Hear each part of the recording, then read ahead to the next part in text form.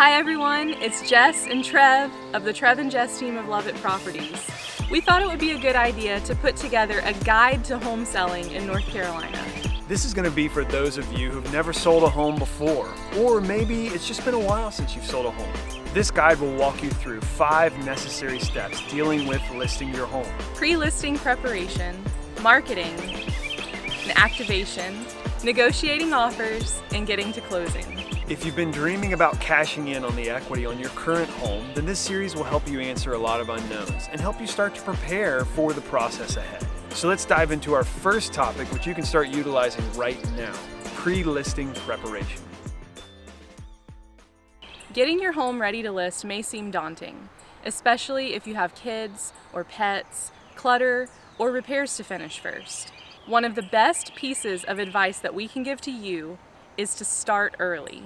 If you have a deadline of when you would like to list, work your way backward and start to knock out little projects earlier than later. The things that are probably going to cost you the most are repairs and system updates. As you think about people coming through your home, you have to expect them to notice any deferred maintenance or repair issues that you haven't addressed when they see it. If you don't think this will affect their offer prices, think again. Most buyers I work with walk into the home looking for the flaws that's going to make this a bad investment. It's going to be top of mind, even if your home looks cosmetically perfect. So ignoring these deferred maintenance and system update issues will directly correlate to the offer prices you receive from buyers. I often encourage my clients that when they get close to selling, this may be the time to update the HVAC system, replace the water heater, update siding, or maybe even the roof. These are big investments that a buyer may not want to swallow. If cash is an issue, most vendors will allow you to do these upgrades on credit, and you can pay them off quickly with your proceeds after closing. But keep in mind, adding a line of credit can affect your future purchase.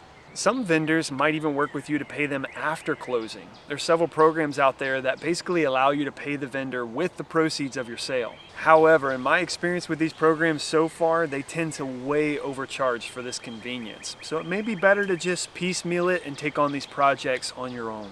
But a great real estate agent can help you get connected with some vendors that can give you a solid price on these things that you need to update. One thing is absolutely true. If you do these updates, it's going to result in higher offer prices, and that's going to pay for the investment that you just made. So don't think of it as a loss. Think of it as something that creates a higher return. If your home is relatively new, or if all of these things have been done already, think about getting a pre-inspection done and repairing all of the minor things that are found. Again, it seems like it may be a burned cost, but the more transparent you can be about the things that you've found and the things that you've done to take care of them, the more likely it will be that you will get multiple offers and land the highest sales price. The next thing that's super important to be thinking about is decluttering. This is often something that gets really tedious and overwhelming when you wait until the last minute. So start ahead of time and go room by room to put things away that you don't use on a regular basis. The more space that you leave, the easier it is for potential purchasers to imagine their life in the home. If this is a smaller home, then it's extremely effective because it gives the illusion of the spaces being bigger than they actually are. It's not a bad idea to start thinking through depersonalizing your home at this point too, especially if you have a timeline of when you plan to list. You want the home to feel inviting, but not over-personal.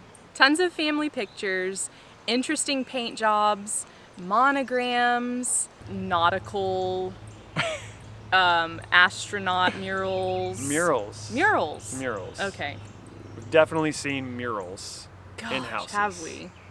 Oh, tigers, zoo animals, Noah's Ark, Zombies. Zombie murals. That's a way to terrify your kids. Had a unicorn involved, but it didn't make sense. But not in a kid's room. Yeah, this was in a master.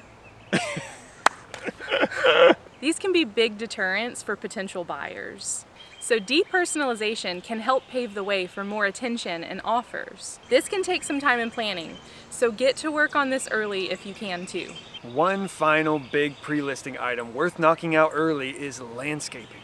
I can't tell you how many people I've walked through a house and they were really quick to walk away because the grass wasn't growing or the landscaping was really untidy.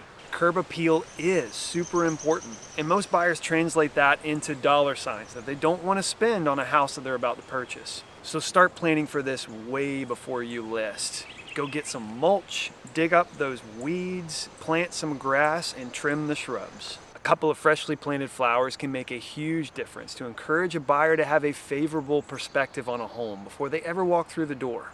This is cheap to DIY, and it's worth it to enhance the natural beauty of your lot. Hiring a lawn care professional to do some of this prep work is one of the cheaper investments, and it can really make a great impression to buyers. Again, start these things early before you find yourself squeezed against a contingent contract or are just about a week or so away from listing. All of these things take time and money to do, but if they're done well, they can really pay off in the end. So start knocking these out now so you can be ready. So that's it for our first section of our guide to home selling in North Carolina. Next up, we'll jump into the next step, which is marketing. And we'll talk about the things you need to be ready for. If you're thinking about selling soon, reach out to us. Our information is down in the description below. And please subscribe to our channel. There's a ton more content here that helps you learn exactly what you need to know before transacting in real estate. See you next time.